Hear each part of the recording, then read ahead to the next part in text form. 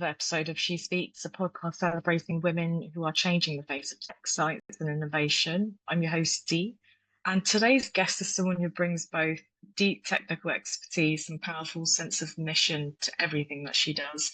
I'm so excited to be joined by Furkan Karayel, a multi-award winning diversity and inclusion leader, author of Inclusive Intelligence and founder of Diversein.com.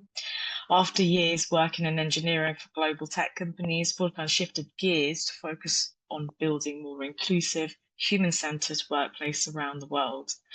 In this conversation, we explore her journey from software engineering to speaker, educator, and advisor, the challenges she faced as a woman and non-native professional navigating tech, and why representation across culture, gender, neurodiversity, and ability truly matters.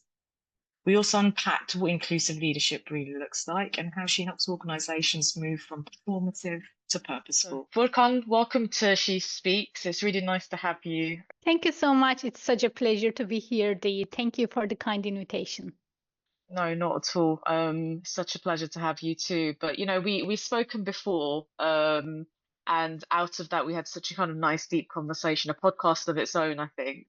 But it'll be Yes, really yes, it was wonderful. it was really lovely.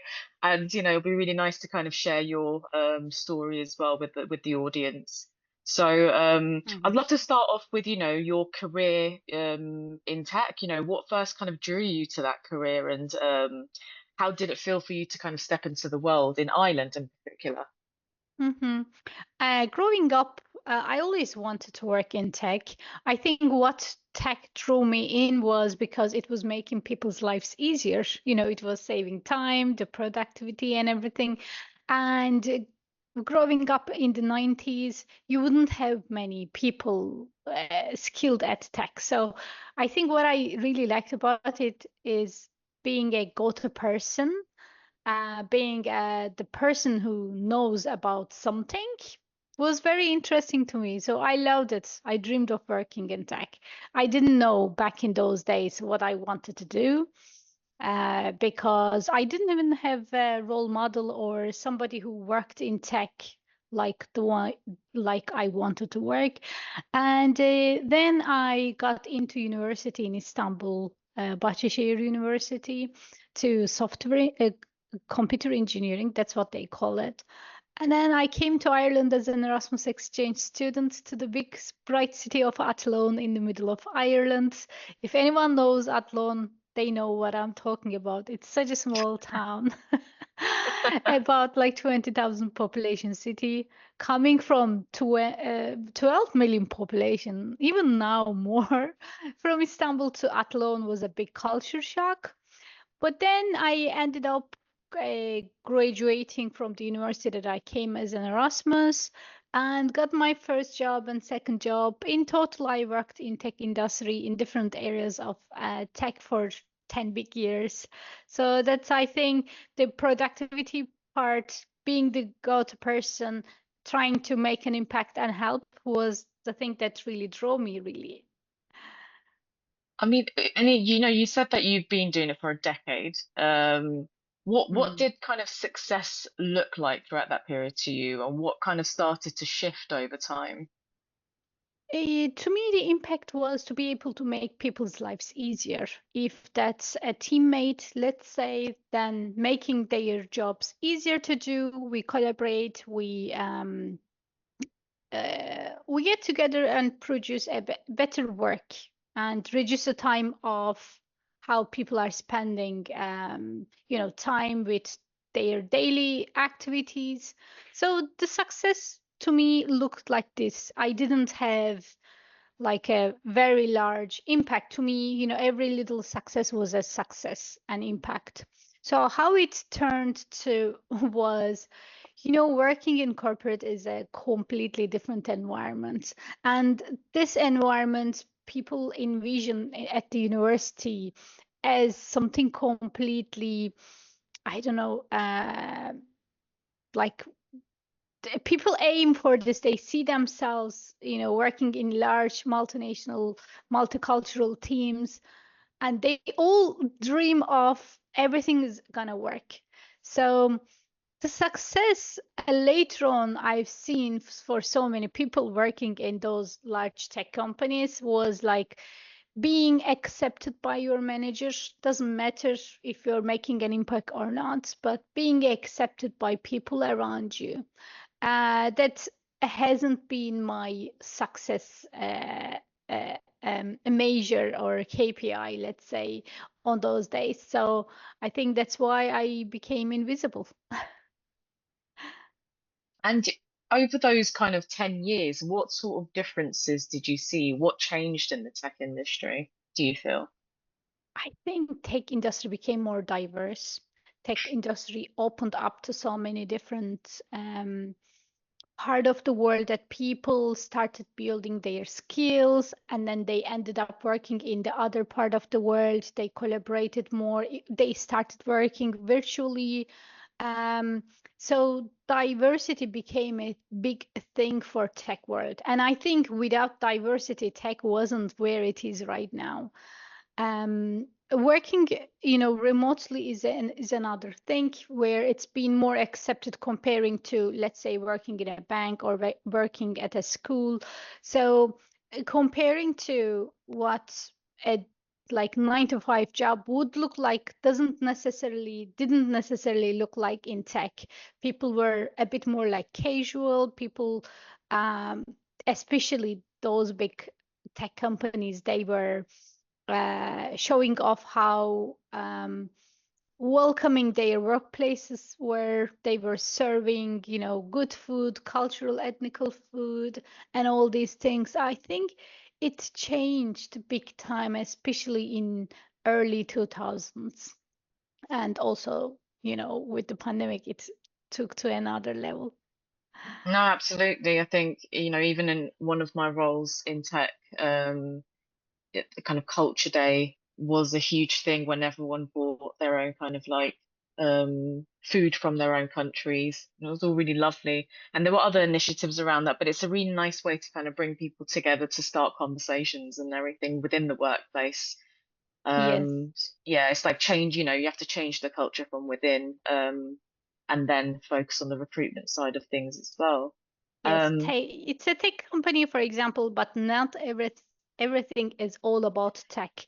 It's about collaboration. It's about understanding how people work or people work at their best in what kind of environment, and also being, open to learning from every single way of working. So I think tech processed this because of the diversity that it had a bit more faster than the other maybe sectors. This is at least my view. yeah, and I imagine like throughout those, throughout that decade, you saw some, you experienced some challenges. And especially Hmm. coming into Ireland as a non-native professional, in a tech environment as well. All of that would Hmm. have been big changes. What were those particular challenges that you feel like you faced, both as a woman and a non-native professional? Yes, I think I can easily say the biggest thing was um like I got into a first meeting in my telecom first telecom tech job, and when I get into the meeting, I didn't understand anything about the meeting at all because people were speaking so fast. People were speaking with acronyms. So, have you got ABC done? You know, have you finished ABC, XYZ? So you don't basically understand what products they are talking about, and especially another language comes into the equation, so it's even more difficult for you to process all of these things. I felt like, oh my god, am I going to understand one day what they're talking about? Was my reaction after the first meeting. Yes, I did. After I learned the acronyms were a big thing, and especially if anyone worked in telecom, I don't know, they probably get it. But I think it could have been much easier by, slowing the tone or like, explaining what that product is just in one word, one, sentence before you go into forward. But everything was going so fast anyway. People had like half an hour. Quickly they were sharing what they wanted to share, and then you're just like, oh my god, what is this? Mm. So that What, was a big challenge to me. yeah. Was it a case where you had to seek kind of help to understand it, but it wasn't quite offered to you or anyone else who might have found it difficult? That's a very good question, Dee, because I started understanding what the meetings were about later on. I found how people were speaking at meetings where they were speaking over each other. They were jumping into conversation, but that wasn't me at all. Even though I wanted to, contribute something, I had so many ideas going through my head. I found it so difficult to share it because when I'm thinking about an idea, then someone else is speaking over the topic is changing because I didn't jump in between the conversation. I didn't end up sharing it. It happened many times and it made me feel like I was almost opening my mouth. So a cultural thing, the Western cultures and Asian cultures a bit different. And with the family that I grew up, we were six children, and I was in the middle. So I was always being told that Furkan, you wait for others to speak and give you the word. So if without me being given, Furkan, would you like to add something or what is your view on this? I found it difficult to jump like other people were like jumping into the conversation, and it was a big challenge. I was struggling internally how to overcome this, and afterwards I've heard many women and many people from different cultures were experiencing this because speaking over another person is a completely disrespectful, and people didn't want to disrespect. It's the first workplace. You are a new graduate engineer. You don't want to give a bad impression. You don't know what is accepted, what is not accepted. So you have all these dilemmas in your mind to see how can I actually contribute without people, inviting me to space to contribute. Yeah, that kind of brings up the whole idea that, I think the argument on their side will be, well, no one said anything, but it's not as simple as that. It's you have to create a culture in a workplace where people are encouraged to ask questions without the fear of looking stupid, because that's usually what it is, or sounding silly, or and I think I've been in environments like that where I felt like I couldn't ask those questions. And we're both Turkish, Furkan, so we come from a very pretty much the same kind of background, same culture. So I'm the middle child as well, pretty much. And I completely understand that whole thing of not speaking up and kind of learning. I actually had to learn this only, I'd Mhm. say, in the last 5 years to be more vocal, but only because there was a real culture within the workplaces in the past 5 years that it was encouraged to speak and you were encouraged to ask Mhm. questions. And it wasn't directly at me, it was just this general culture of openness. And Yes. I think that that's what's important, creating the right culture for that to actually happen. Because yeah, I do appreciate you can't kind of individually focus on every single person. You can for learning development purposes, but making people feel at ease to ask questions, no matter how Mhm. obvious they may sound. Yes, Um, and I'd like to also add another thing that someone else shared me a story when they introduced a project in Japan, and they were, introducing the project, talking about it, blah blah blah. They thought that they would jump into conversations, but none of them did. And later on, they thought that they were all okay because that was the meeting was over. And as a feedback they got from them later on was, well, we were not asked, we were not giving the space to speak. Even though the session was a feedback session, they ended up not being able to give the feedback because they were not being asked. So these things happen, all the time. And I think the more we get used to the people's way of working, the way that they contribute, like you, I had to change a little bit as well later on. I'm more aware how I'm speaking now. But if I'm moderating a panel or a meeting now, I know from the face of people if they have something to say, or I open that space for them.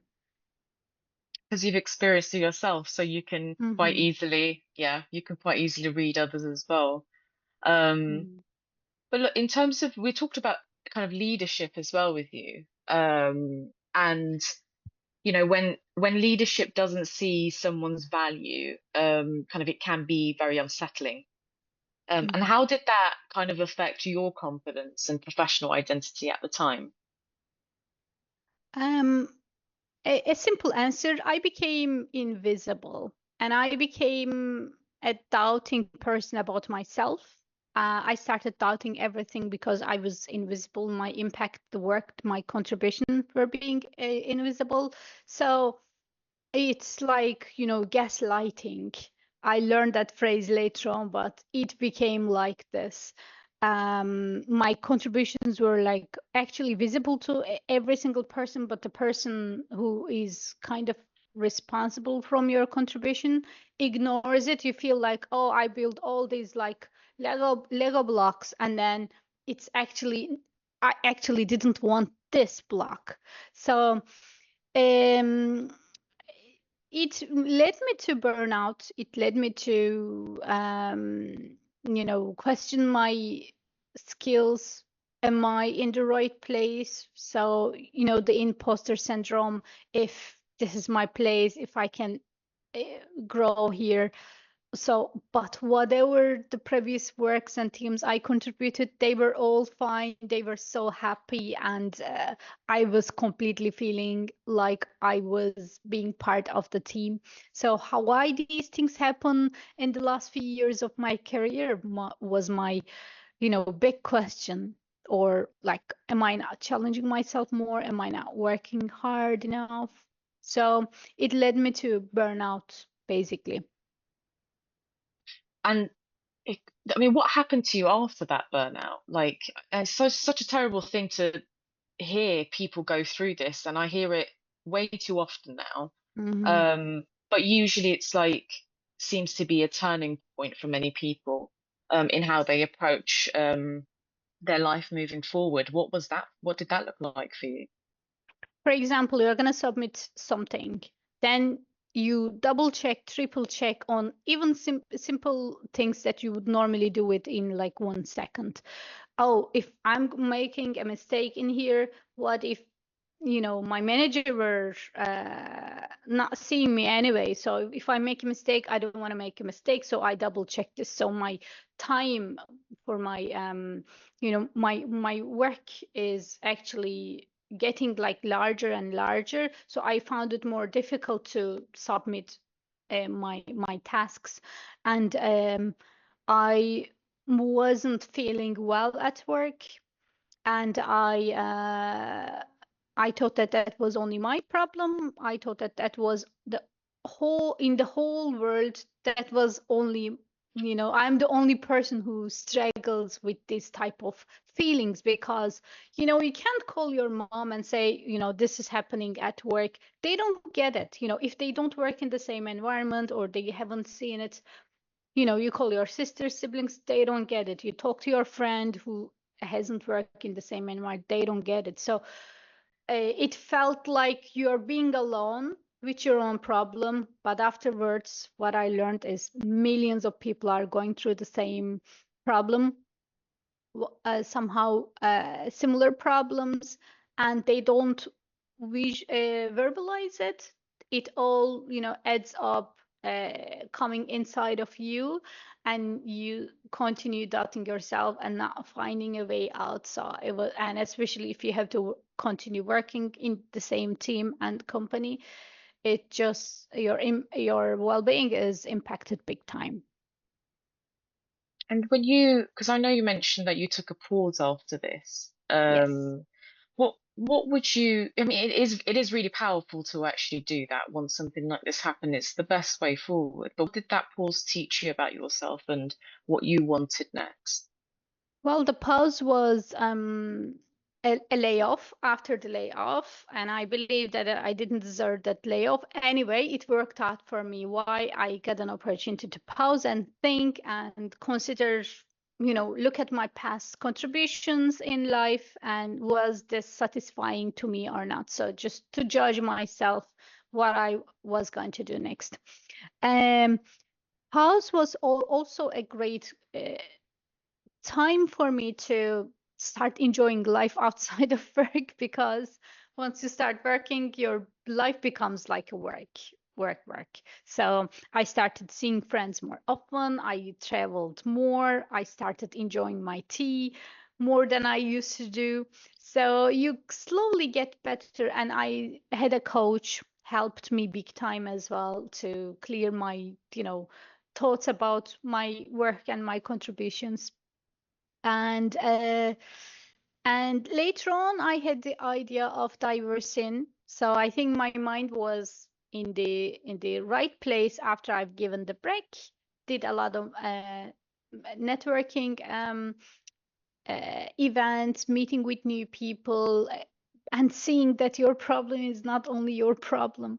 And so many people are going through this either silently or a bit more vocally, and felt the confidence in myself again and started, no matter what, I don't want anyone in the world to go through the same experiences like I did.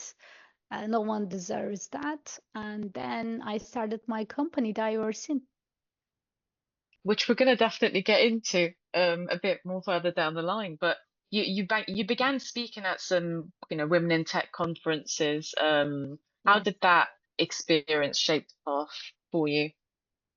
Well, to be honest, I'm the least speaking person in my family, so I find it always difficult to speak, even within my within my own family.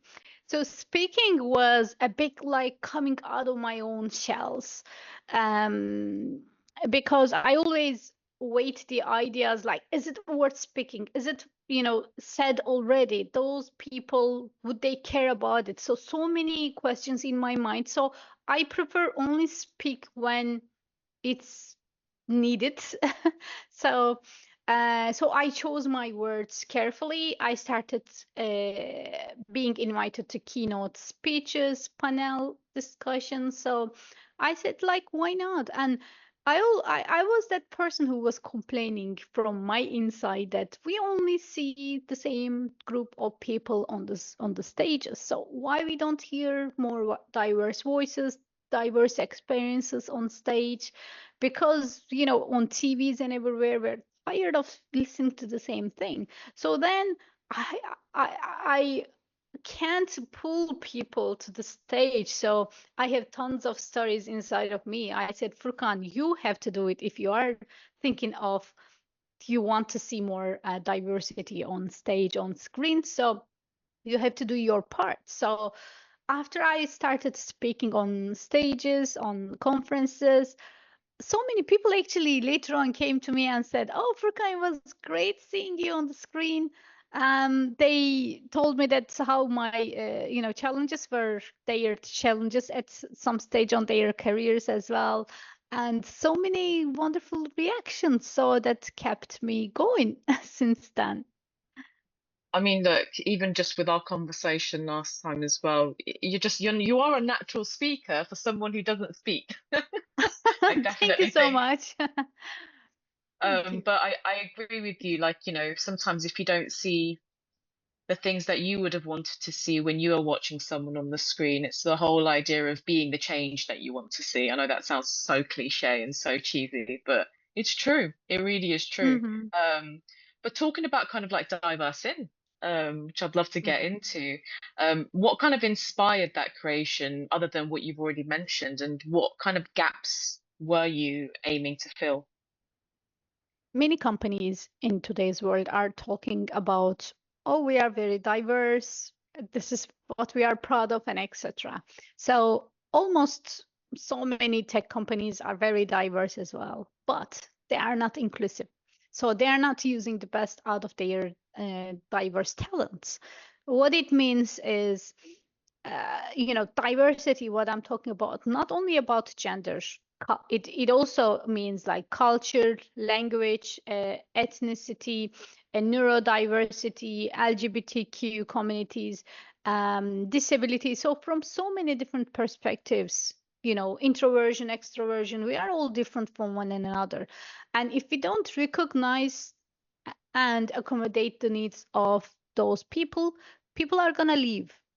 We can't, like, until they leave, we can't get the best performance out of them. So let's say if one person is like working, they are 70% percent of their productivity, so it's gonna drop into 10 or like 20%. So while we have the resources and talents, we can't get the best out of it. And what we've seen that how companies can be more inclusive are very much linked into how many inclusive leaders they have. So, and I've seen it from the first hand how inclusive leaders impact the whole team, the whole organization, the well-being of one another, and etc. So, we started providing inclusive leadership programs.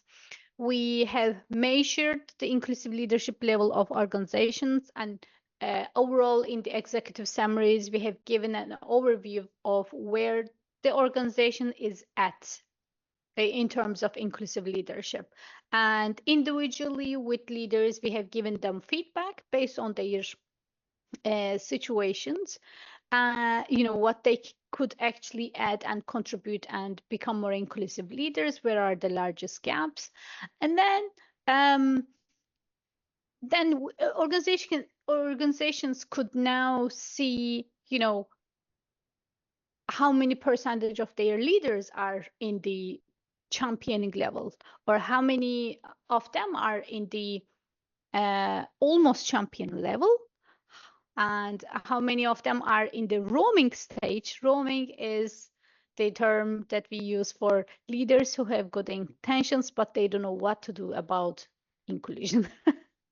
Yeah. And then the rest are disconnected. So 20% disconnected, let's say 30% roaming, maybe 60% championing. So once they see this, they could actually find the largest gaps and build future programs for their leadership development.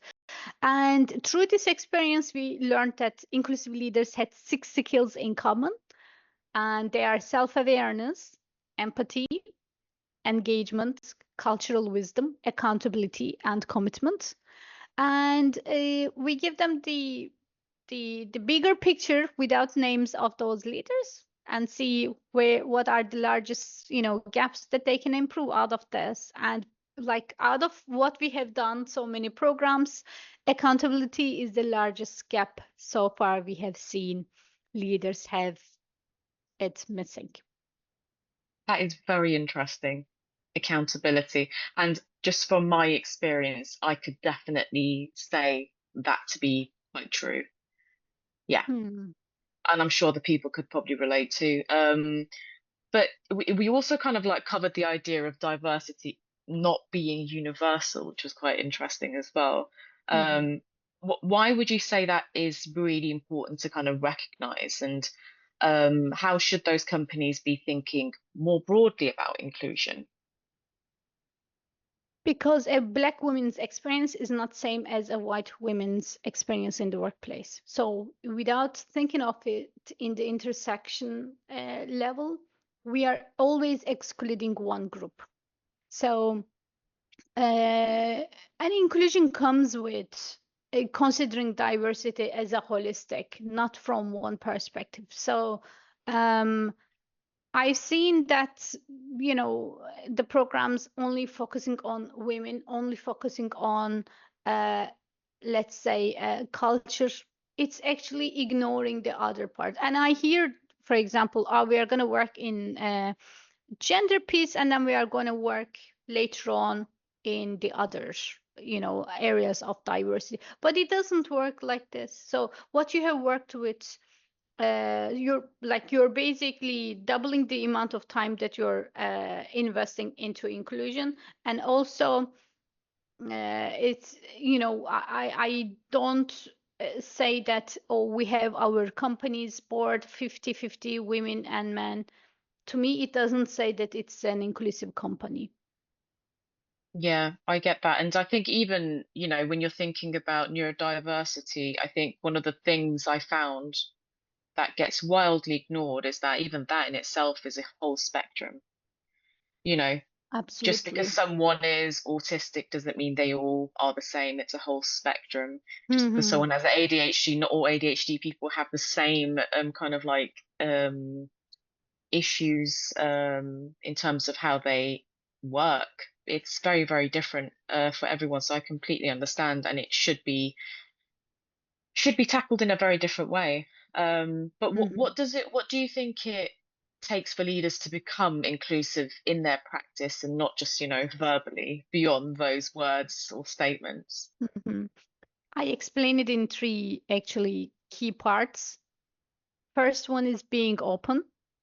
The second one is constantly looking for different views and perspectives. And the third one is leading with authenticity.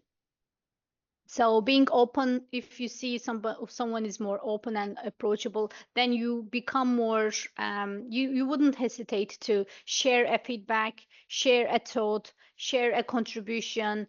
And that collaboration makes it more, makes that inclusive leaders first thing with trust. So if I'm sharing something, that means that I'm trusting you. And leading with authenticity is, we always see different leaders and their different leadership styles, but the ones that stays with us, we all have our own values as well. I'm not going to go and adapt to a leadership skill of just because it became successful back in those days from an American leader's leadership skill. No, inclusive leader means that I become inclusive of myself and my values as well. I recognize it and I see how it works the best with the people that I'm working with. And with that openness, leading with that authenticity and recognizing the authenticity in people as well. Yeah, no, I completely agree with that. And when you were talking about kind of openness as well, like all of that relates back to you not being able to speak up at the beginning of your career, right? All of those three elements Mhm. would really create that culture for people to feel more included in everything in terms of what they learn, how they learn, what they contribute to. And you mentioned as well, like the tech landscape and everything we have today and achieved today is thanks to that kind of diversity. It does create better products, having a diverse workforce. So I can definitely see that Mhm. being true, absolutely. And what kind of advice would you give to someone feeling slightly kind of unseen or undervalued in their workplace today? Mhm. I would give myself now, when I look back, a time frame. Until this time, I give myself time to find the real, like, I'm gonna write down where did I felt invisible. Is it me because we are always staying in the same mindset or feeling because it's more like a current feeling. So is this like, how regularly is it happening, and is it happening because of one person that I'm clashing with? So I would write it down and giving myself that period of time. And I would just look back and see, is this the place that I would like to continue working for the next year or so? So deciding on like when I can actually leave that organization if it is not serving me well, or if it's making me doubt. I know to say leave is such a big thing. People basically can't leave with so many different reasons, but consider working with coaches, career coaches, or executive coaches. Get some help, uh, and find those things that you can actually do during the time that you can find another job that will serve you better, because there's millions of teams, other teams. Just don't consider just because you were not happy with your recent experience. I think, yeah, with the idea of coaches, mentors, those are all very important things. The more you're connected as well, these kinds of people, they're likely in leadership positions, and they'll be helping you make whatever demands you need to make within a workplace, help to build your confidence, but also sponsorship too, something that I've been talking about a lot in the last few episodes and that I've recorded. Definitely a big one, and I'm a big advocate for that too. But you have a voice now and you're using it. Yes. This is the thing, you always had a voice, but it's just about, learning, I guess, how to use it. What does that mean to you now? Well, you're changing the world with your voice. So use it. That's my message. Know the power of it and just use it. It's very impactful. I think sometimes we feel like, oh, what impact can I make? My small voice is not going to make such an impact. But like previous episodes, I've had people who've listened to it and reached out to me and told me how inspiring it was. You just don't know whose life you're changing. Yes. So yeah, every little helps. It really does. And thank you so much for using yours and Thank you. inspiring so many people, Furkan. Well, look, we've come to the end of the podcast. It's been so lovely talking to you and get to know you. So Great thank you meeting so much you. again. Thank Thank you you. so Thank you much for so the much. kind invitation. See. Thank